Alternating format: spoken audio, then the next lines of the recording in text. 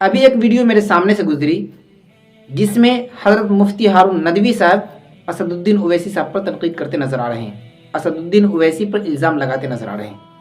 میرا سیاست سے کوئی تعلق نہیں ہے، لیکن میں مفتی ہارون ندوی صاحب سے یہ کہنا چاہوں گا، آپ تو نیوز والے ہیں نا، کئی سال سے نیوز چلا رہے ہیں آپ، تو آپ نے دو باتیں کی۔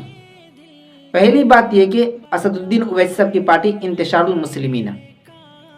دوسری بات یہ کہ آپ نے یہ کہا کہ جو بھی اسد الدین اویسی صاحب کو سمجھانے جاتے ہیں ان کو برا بھلا کہنے لگتے ہیں، اور آپ نے نام بھی پیش کیا مولانا سجاد نعمانی صاحب۔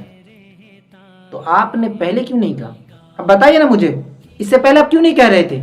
جس عالم دین کا سیاست سے کوئی تعلق نہیں، وہ اسد الدین اویسی صاحب کو مسلمانوں کا بڑا لیڈر سمجھتے ہیں، لیکن جیسے ہی سیاسی منچ اسے ملے فوراً اسد الدین اویسی صاحب کے بارے میں برا بھلا کہنا شروع کر دیتے ہیں، اویسی صاحب پر الزام لگانا شروع کر دیتے ہیں۔ میں یہ نہیں کہتا کہ آپ اویسی پر تنقید نہ کرو، اویسی کو برا بھلا نہ کہو، لیکن اگر آپ کو سیاسی منچ نہ ملے تب بھی کہاں سے کر رہے ہیں آپ؟ کانگریس کی سیاسی منچ سے۔ اگر آپ کو بی جے پی کا بھی منچ ملے نا تو آپ وہاں بھی چلے جائیں، آپ لوگ ایسے ہیں کیونکہ آپ کو سیاست میں بہت دلچسپی ہے تو لڑیے نا۔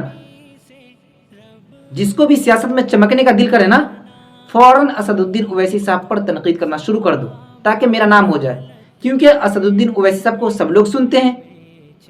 تو اویسی صاحب پہ الزام لگاؤ گے تو لوگ آپ کو بھی سرچ کریں گے کہ یہ کون انسان ہے جو اویسی پر تنقید کیا۔ بھائی آج لوگوں کو پتہ چل گیا ہے کہ مشہور ہونے کے دو طریقے ہیں، سب سے پہلے اسلام پر بھونکو، یا جو مسلمانوں کے بڑے لیڈر ہیں، مسلمانوں کے بڑے رہنما ہیں، ان پر بھونکو۔ تو غیروں کے ساتھ ساتھ آج ہمارے علماء بھی یہ کام کرنا شروع کر دیے ہیں۔ ماشاءاللہ میں بہت خوش ہوں کہ مفتی ہارون ندوی صاحب ایسا کام کر رہے ہیں۔ مجھے تعجب کیوں ہو رہا ہے؟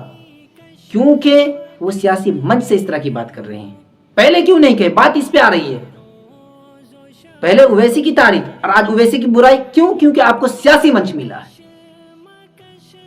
اور آپ جیسوں کی حرکت کی وجہ سے علماء بدنام ہیں۔ آپ لوگ جس طرح کی حرکت کرتے ہیں نا، آپ لوگوں کی بیوقوفی کی وجہ سے ہندوستان کے اندر مسلم قیادت کمزور ہیں۔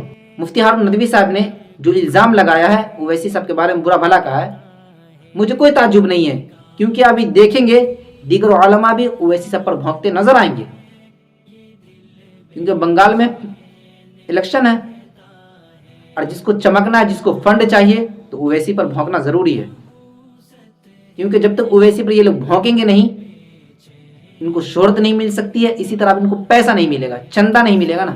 جس طرح کچھ لوگ ڈیبیٹ میں آتے ہیں پیسہ لے کر بک کر، اسی طرح آج کل کچھ علماء بھی ہمارے وہ پیسہ لے کر مسلم قیادت پر زبان درازی کرتے ہیں، مسلم قیادت کو برا بھلا کہتے ہیں، کیونکہ انہیں پیسہ مل رہا ہوتا ہے پیچھے سے۔